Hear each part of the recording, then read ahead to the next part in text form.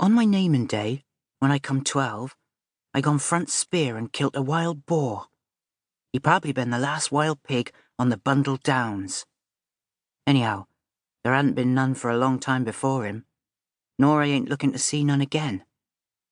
He didn't make the ground shake nor nothing like that when he come onto my spear.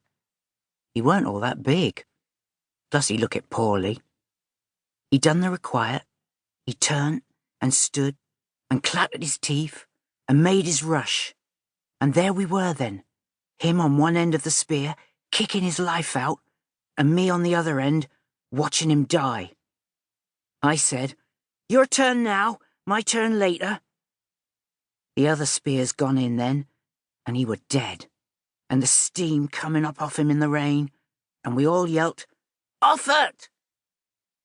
The whole thing felt just that little bit stupid, us running that boar through that last little scrump of woodland with the forms all round, cows mooing, sheep baaing, cocks crowing, and us foraging our last boar in a thin grey gurzel on the day I come a man. The burnt arse pack been following us just out of bow shot. When the shout gone up, their ears all pricked up. Their leader, he were a big black and red spotted dog. He come for it a little like he'd been going to make a speech or something, till one or two blokes up at bow, then he slumped back again and kept his farness following us back. I took notice of that leader, though. He weren't close enough for me to see his eyes, but I thought his eye been on me. Coming back with the boar on a pole, we come along by the river. It were heavier wooded in there. Through the gurzel, you could see blue smoke hanging in between the black trees and the stumps pink and red where they'd been lopped off. Alder trees in there and charred coal burners in amongst them, working their hearts. You could see one of them in there with his red jumper, what they always wear, making charcoal for the iron ready at Widder's dump.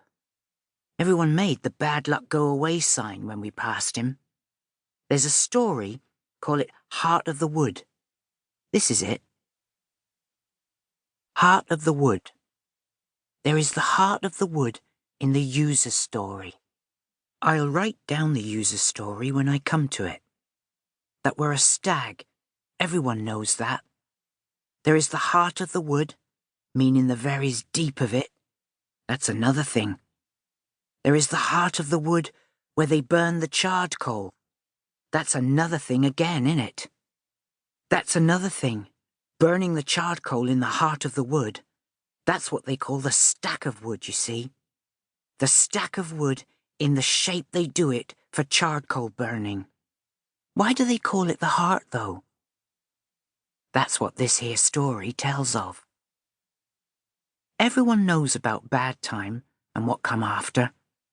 Bad time first and bad times after. Not many come through it alive. There come a man and a woman and a child out of a burning town. They sheltered in the woodlings and foraging the best they could.